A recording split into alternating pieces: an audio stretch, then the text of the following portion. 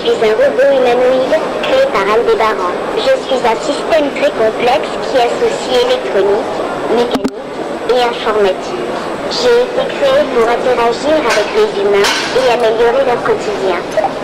On ne cherche pas, nous chercheurs en tout cas, on ne cherche pas à reproduire un humain. C'est pas le golem, on n'est pas dans ce mythe de reproduire les fonctionnalités d'un humain. On cherche à faire certaines fonctionnalités utiles pour les humains. On a mélangé plusieurs couleurs et là, en fait, là c'est séparé. Oui. En gros, le marron, ça commence à devenir bleu. Le marron, ça commence à devenir bleu. Ouais. Tu vois que les couleurs... Un protocole sous forme de vidéo, ça a un tout autre sens. Ça a un autre sens. Là aussi, les élèves peuvent revenir en arrière. On n'a pas compris, on revient.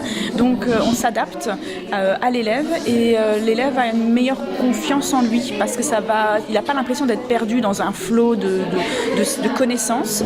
Il s'approprie les connaissances à son rythme. Et donc là, on est vraiment dans une école, j'allais dire, inclusive, une école pour tous. On doit écouter une vidéo et après compléter le texte. À quoi vous a servi le QR code là maintenant? À faire un exercice. Ça nous a redirigé vers une page internet. Si on fait un exercice et on essaye d'aider un autre, on ne doit pas quand même directement donner la réponse. Il faut quand même lui apprendre la technique de comment faire. Est-ce qu'il t'arrive de faire des erreurs? Bien sûr, oui. Et alors? Comme dit Nelson Mandela, je ne perds jamais, soit je gagne, soit j'apprends. Qu'est-ce que vous faites là en ce moment?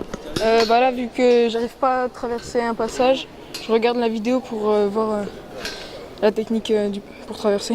On doit vous trouver notre solution, quoi. Ouais. L'intérêt des classes inversées, qui ne sont pas des baguettes magiques, c'est de représenter, pour tous ceux qui le souhaitent, une porte d'entrée accessible, adaptable partout et pour tous, relativement simple et un accélérateur vers un enseignement plus personnalisé où le temps de classe est centré sur les élèves en apprentissage. Mais c'est vrai que c'est beaucoup plus agréable de pouvoir partager, on n'est plus chacun dans notre coin à écouter bêtement en cours et avoir le document écrit, on l'apprend et on le redit au contrôle. Oui, il est compréhensif parce qu'on a avant une vidéo à regarder sur le Padlet, c'est un site que notre professeur elle a mis en place pour nous, on a tous les documents dessus. C'est la première fois qu'on voit autant de tableaux dans une salle de classe. C'est clair, il y en a beaucoup, il y en a 6 ou 7 je crois. Et alors, c'est la première fois que tu vois ça? Ouais, on n'avait jamais eu de cours comme ça avant et c'est vraiment super, ça aide beaucoup à apprendre et à mémoriser. C'est sympathique de parler avec les autres élèves et tout. Dès qu'on a des interrogations, etc., on peut demander au prof s'il est disponible, mais s'il est avec un autre groupe, on peut demander aux autres élèves. Et qu'est-ce que tu as appris à aimer dans ce concept? La solidarité. Ce que je me propose de faire, c'est de transformer l'Académie de Dijon en académie apprenante, c'est-à-dire, pour reprendre la définition qu'en donne François Tadei, qui est très simple, le fait que quand quelqu'un veut démarrer un projet, il ne parte pas de rien, mais il puisse partir des acquis de ceux qui ont déjà travaillé dans le même domaine. Collectif.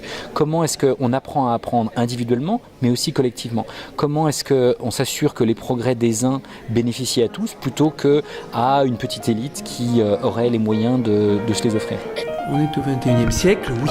Ça veut dire qu'il y a beaucoup plus